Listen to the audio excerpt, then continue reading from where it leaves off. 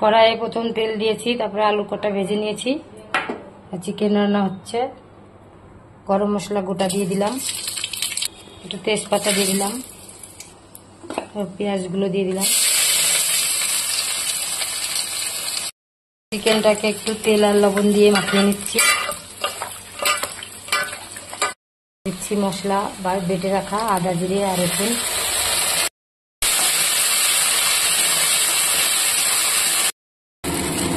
এবার এই মশলার ভিতরে চিকেনগুলো দিয়ে দিলাম।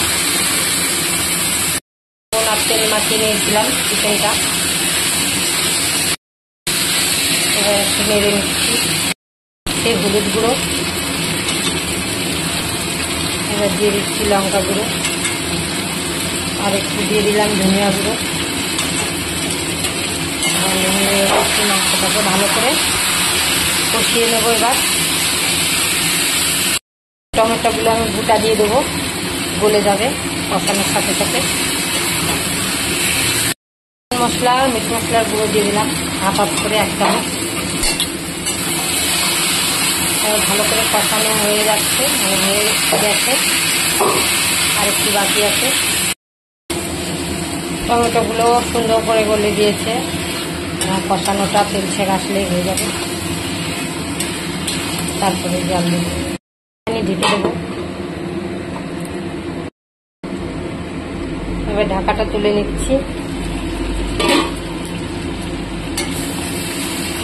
একদম তেল ছেড়ে এসছে মাংস থেকে, কষানো হয়ে গেছে আমার,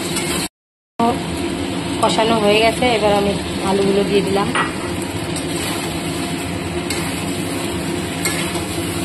চারটে আলু, এই একটা আলু ভেজে রেখেছিলাম, 4 খণ্ড হয়েছে।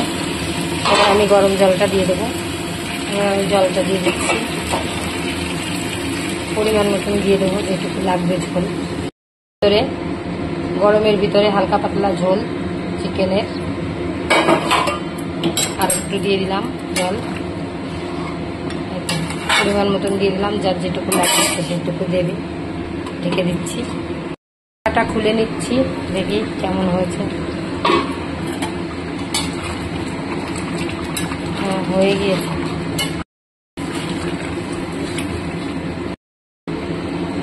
চিকেনটা হয়ে গিয়েছে। এবার আমি গরম মশলা দিয়ে আমি নামিয়ে নেব। বেটে নিচ্ছি, বেটে নিয়েছি।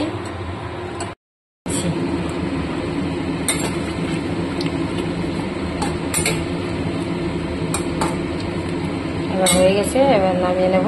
বন্ধ করে দিলাম। গরম মশলা দিয়ে তো জাল দিতে হবে না, তো হয়ে গেছে। এবার আমি নামিয়ে নিচ্ছি।